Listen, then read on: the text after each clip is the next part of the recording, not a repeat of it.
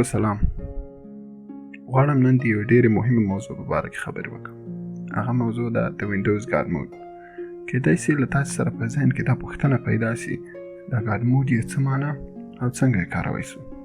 او یا که تاسو وغواړئ چې د کمپیوټر له یو عادي استعمالونکي یا کاروونکي نه یو قوي او ماهر استعمالونکي یا کاروونکي ته بدل شئ نو دا ویډیو حتما وګورئ. راځو په دې باندې غږیږو چې ګارد مود څه معنی. ګارد مود په وینډوز کې یوه ځانګړنه ده چې موږ کولی شو د دې طریقې له لارې د کمپیوټر هغه مهم تنظیمات کنټرول کړو. یعنې موږ کولی شو د دې طریقې له لارې په اسانۍ سره د کمپیوټر زیاتره او مهم کارونه ترسره کړو. هغه څنګه کیږي چې راځئ تاسو ته به وښیم چې څنګه کولی شو اول موږ ګارد مود جوړ کړو او څنګه یې وکاروو. نو د دې لپاره چې ګارد مود جوړ کړو نو موږ ته د یو کوډ ضرورت ده. هغه کوډ به د دې ویډیو په ډسکرپشن یا د دې ویډیو لاندې وي. هماغه کاپي کړئ. له ما سره همدا کوډ تیار شته. نو دا کوډ زه کاپي کوم. کاپي. دلته به راسئ نوی فولډر به جوړ کړو.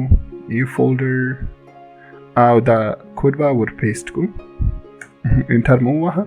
نو انټر هم چې کله ووایي نو دا د فولډر ګوره آیکان هم بدل شو، دغه انځور هم بدل شو. نو په دې باندې اوس کلیک کړو او موږ ته معلومات وشي چې په دې فولډر یا په دې ګارد مود کې څومره ډېر شیان دي. راځئ کلیک وکړو. نو ګورو ګورئ کنټرول پینل کې هم دومره زیات سیټینګونه نه وو لکه دلته چې دي. نو لکه تر اوسه چې ما مخکې درته ویلی کولی شو له ځانه د کمپیوټر ماهر جوړ کړو. نو اول کار به دا وکړو چې په دې کې به راسو دغه یو سیټینګ به وکړو free up disk space by deleting unnecessary files. دا څه معنی؟ دا په کمپیوټر کې که ځینې وخت مو کمپیوټر سلو وي یعنې ډېر تیز کار نه کوي نو کېدای شي تاسې کمپیوټر هغه خځله یا ګاربیج چې ولري که نه د هغې د پاکولو لپاره یعنې ټمپرري فایلز چې ورته وایي موقتي هغې هغه مثلا تاسې کار کړی خو مهم نه یې ډېر د هغو د ډیلیټ کولو لپاره مثلا موږ به تلو زیاتې طریقې به هم کارولي. خو اوس په دې ځای کې یو ډېر ساده طریقه ده چې د free up disk space by deleting unnecessary files. نو راځو په دې کې به د سی ډرایو انتخاب کړو. اوکې به یې کړو. کله هم چې اوکې کړه نو دلته ځینې اپشنونه راکوي. وایي چې مثلا کوم فایلونه ډیلیټ کړم او کوم پرېږدم. نو موږ راځو په ټولو آیکنونو به ټیک مارک ولګو. یعنې که ریسایکل بین کې څه شی وي یا په نورو فولډرو کې څه شی وي هماغه ټول ډیلیټ کړم. اوکې به یې ووایو. delete files. نو دا شروع کوي فایلونه ډیلیټ کوي. کوم غیر مهم فایلونه شي هغه ډیلیټ کوي. نو وګورو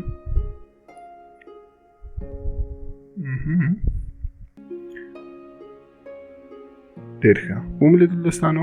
ډېر په اسانۍ سره مو کمپیوټر به د دې وروسته ډېر تیز شي. کولی شو موږ د دې لارې نور کارونه هم وکړو. مثلا غواړو د کمپیوټر دغه کوم کاروونکی چې ده هغه بدل کړو. change account type, create a password, reset this, create an account. کولی شي نوی یوزر اکاونټ جوړ کړي. نو مخکې به دا کنټرول پنل لارې کېده. اوس هم د کنټرول پنل لارې کېږي خو دا یې ډېره اسانه او ښه طریقه ده.